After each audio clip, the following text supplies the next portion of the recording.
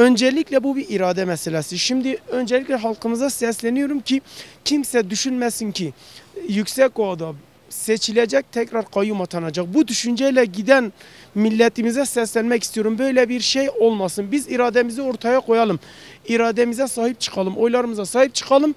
Kayyum atanmaz.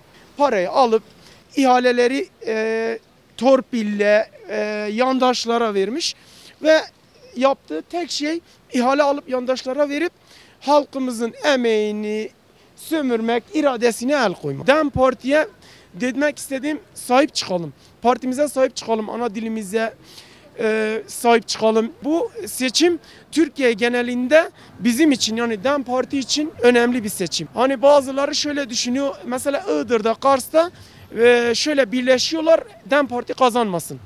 Bakın mesela CHP'si, İYİ Partisi, AK Partisi hepsi birleşiyor, DEM Parti kazanmasın. Mesela bazıları diyor ki siz İstanbul'da aday çıkardınız CHP kaybetsin diye. İzmir'de aday çıkardınız CHP kaybetsin diye. Bize ne CHP'den? CHP kaybetsin, bize ne? Bizim amacımız kaybettirmek değil. Bizim amacımız kazanmak. İstanbul'da da iddialıyız, İzmir'de de iddialıyız, Antalya'da da iddialıyız. Bazı yerlerde aday çıkarmış ama kazanmayacak. Bizim için kazanıp kazanmamaktan ziyade bizim halkımızın iradesi önemli. Bu AKP zihniyeti, CHP zihniyeti, İYİ Parti, Yeniden Refah, bunların hepsi aynı zihniyet. Kemalisti de aynı zihniyet, AKP'si de aynı zihniyet, İYİ Partisi de aynı. Hepsinin tek amacı DEM Parti'ye kaybettirmek. Kayyum sadece Yüksekova'yı çöktü. Başka hiçbir şey yapmadı. Kayyumlar şu ana kadar herhangi Yüksekova'ya, yani belediye dahi bile borcun altına sokmuş. Bu AKP iktidarını yani iyi görmüyoruz. Yani sonuçlarını iyi görmüyoruz. İyi karşılamıyoruz. Ben DEM Parti'ye oyumu vereceğim. Biz halk olarak DEM Parti'ye vereceğiz. Çünkü bizim burada bir halk olarak bir irademiz var ve irademize sahip çıkıyoruz. Sonuna kadar da irademizi ve mücadelemizi büyüteceğiz.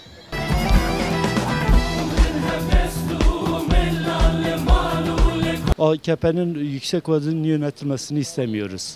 Kimi seçiyorsa onlar yönetsinler. AKP yönetmesinler Yüksekova'yı. Biz istemiyoruz. Oyumuzu kullandık, belediye başkanımızı seçtik, irademizi oraya gönderdik 2 defa. Fakat kayyum aracılığıyla halkın iradesi gasp edildi ve 8 yıla yakındır, siz de biliyorsunuz. Bu şekilde bölge yönetiliyor, memnun değiliz. Çünkü biliyoruz bölgede neler yaşandığını, seçime dair spekülasyonlar zaten her gün medyada, gündemde. Belli bölgelerin elde tutulması veya el değiştirmesi için yapılan çalışmaları da biliyoruz.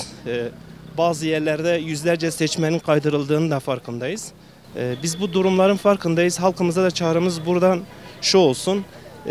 Sandığa küsmek, gitmemek, umutsuzluk gibi durumlar oluşmasın.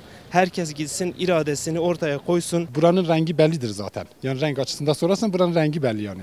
Biz yani isim koyma mesela HDP'di de şimdi DEM Parti oldu. Buranın rengi DEM Parti yani. Bu mesela hani hangi şahsa bakmıyor yani partiye bakıyor. Buranın geneli mesela DEM Parti'ye yönelik oy kullanmayı tercih ediyor.